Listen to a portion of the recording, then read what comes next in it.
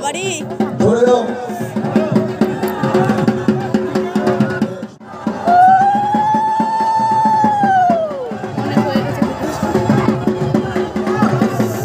চলছে আমাদের সেই বসি পুরানো চরক মেলা, দেখতে আসতে হবে।